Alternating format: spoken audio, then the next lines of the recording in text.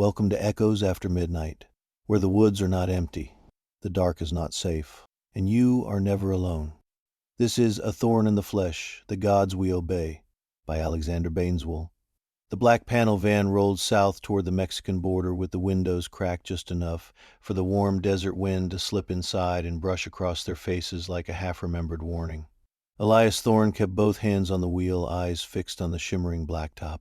It had been a week since the chupacabra under the Texas stars, a week since he had let himself stay one extra night at the farmer's house because Sam had been hurt and one of the twin daughters was a vet.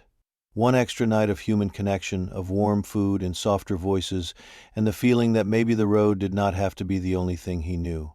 Now that choice sat in his chest like a stone, like a boulder.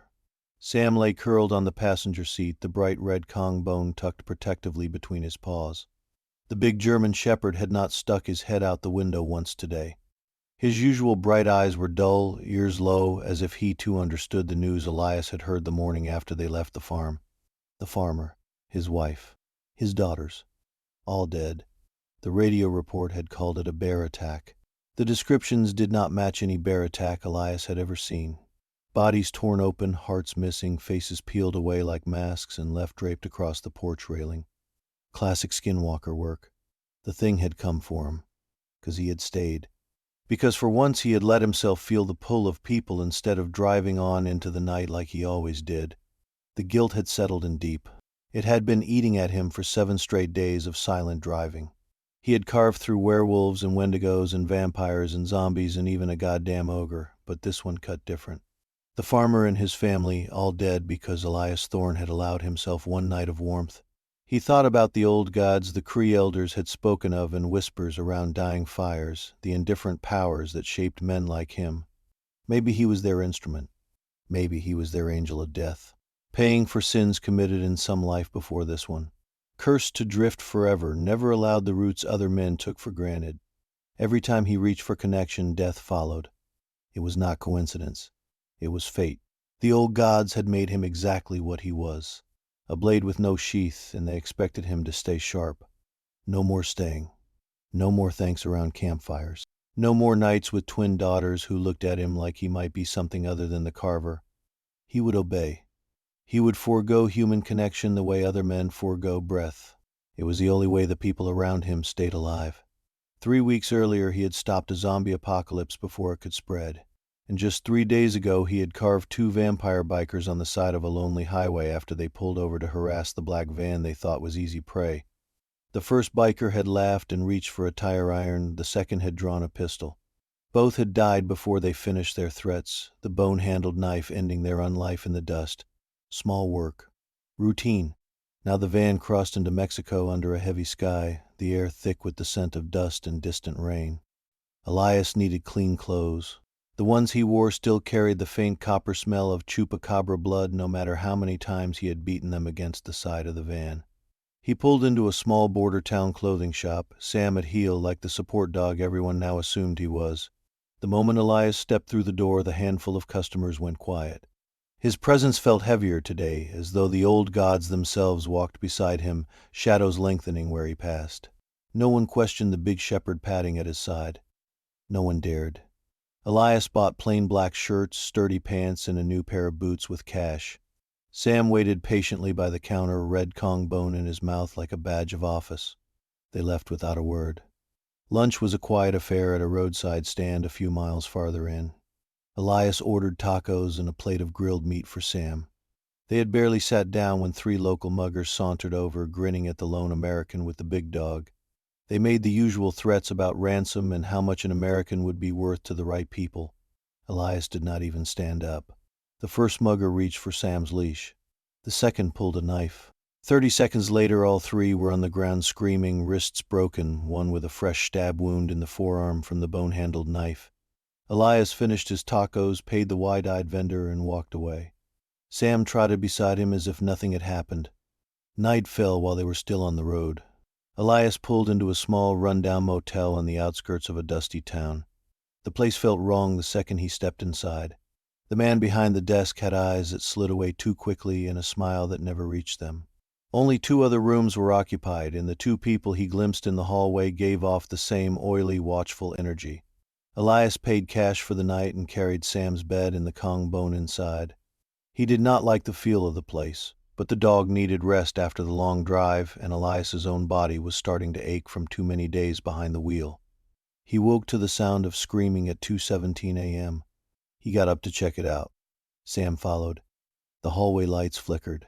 The motel manager lay sprawled outside his own office door, face peeled away like a mask, heart missing. One of the other guests, a thin man in a dark suit, had been dragged halfway down the corridor, the same surgical-looking wounds carved into his chest. Another missing heart. Elias was already moving, bone-handled knife in hand, Sam at his side with a low growl building in his throat. The third guest burst out of her room at the same moment. She was beautiful in a way that felt haunted. Dark hair, sharp cheekbones, eyes that had seen too much too young. She looked right at Elias, like she had recognized something inside him. Later he would learn she had lost her parents and siblings when she was barely a teenager. Fate had ruined every chance at a normal life she had ever tried to build. The kind of woman the old gods seemed to notice. The Skinwalker stepped out of the shadows at the end of the hall. It was no ordinary Skinwalker.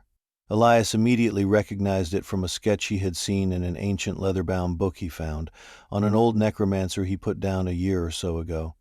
This was Azazel, one of the oldest, strongest, and largest of its kind.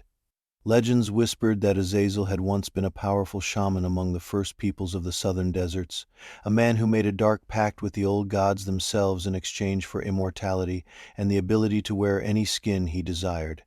He betrayed his own tribe by stealing the faces of his kin to grow stronger, and the gods cursed him for it, condemning him to an eternity of hunger, forever forced to peel new faces to survive.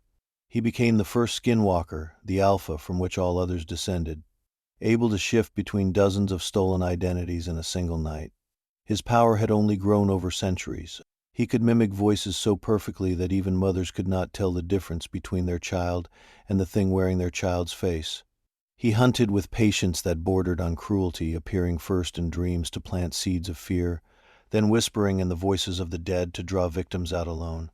He never rushed. He studied his prey for days or weeks, learning every weakness, every loved one, every secret. When he struck, it was surgical, a single clean kill, face peeled as a trophy, heart eaten to absorb the victim's strength. He could partially shift mid-fight, claws and teeth emerging while still wearing a human face, confusing and terrifying his target. Azazel did not kill for food alone. He killed for the art of it, for the slow breaking of spirits. The sight of the creature triggered a memory Elias had buried deep, from before the old necromancer's leather-bound book.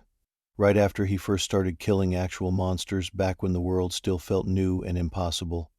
He had been rescuing a young woman from what he thought was a simple abduction. A Skinwalker had been wearing the face of her boyfriend, luring her into the woods. Elias had carved the thing open and gotten her to safety, but in the chaos the Skinwalker had slipped away into the night, bleeding but alive. He had assumed it was just another monster that got lucky. Now, staring at Azazel's burning eyes and the way the stolen skin sagged at the edges, Elias knew. That had been Azazel. The Alpha had been hunting him ever since, drawn by the scent of a man who carved monsters as easily as breathing. Only Elias's constant drifting, never staying in one place, always moving on, had kept the creature from catching up. Until now. Azazel lunged. Sam exploded forward with a snarl. The Skinwalker backhanded the dog hard enough to send him crashing into the wall. Sam hit the floor and lay still. Elias roared and drove the silver-edged blade straight into the creature's side. Black blood hissed where the metal touched. Azazel hissed back in a voice like dry leaves and grave dirt, the stolen face already beginning to sag. I ate their hearts and peeled their faces while they screamed, it rasped, the voice shifting rapidly between the farmer, his wife, and the daughters in perfect mimicry. They made you stay. They made you weak. I will take everything from you, but first I will take her. He pointed one clawed finger at the woman. Then you, Carver. I will take, Elias slashed again, interrupting the demon's monologue and carving a long line across the thing's chest. The Skinwalker staggered but did not fall. It was faster and stronger than any he had faced before, slipping between stolen faces like changing coats. For a moment it wore the face of Elias's dead sister and whispered her voice. Elias did not flinch. He stabbed again, driving the knife up under the ribs. Azazel howled, the stolen skin splitting open, and fled down the hallway and out into the night, leaving a trail of black blood and a final promise hissed over its shoulder. You are next, Carver, and she will die screaming your name. The woman stood shaking but alive. She looked at Elias, at the unconscious Sam, and made her choice in a heartbeat. Take me with you, she said. Her voice was steady despite everything. Whatever that thing is, it wants me dead now too. I'll be safer with you. Elias did not argue. He scooped Sam into his arms. The big shepherd, heavy and limp but still breathing, and carried him to the van. The woman followed without hesitation, grabbing what little she owned. They left the motel behind in the rearview mirror, the wind slipping through the cracked windows once more. Sam lay unconscious in the back seat, the red Kong bone resting beside his head, breathing, pulse steady. The woman sat in the passenger seat, quiet but watchful, giving off a strange calm that felt almost like approval from the old gods themselves. Something in her aligned with the path Elias walked. It seemed fate had marked her too. Elias gripped the wheel tighter. The bone-handled knife still tacky with Azazel's blood on the seat beside him. By the old gods, he swore under his breath. I will find you, Azazel, and I will end you. The van rolled on into the Mexican night, windows cracked, wind brushing their faces like a warning. The hunt never ended. It only grew older. And now it had an ancient enemy in the dark, a woman chosen by the old gods, and an injured dog riding in the back seat who would wake soon enough to finish what they had started. Thanks for watching. Don't forget to hit that like and subscribe for more echoes after midnight.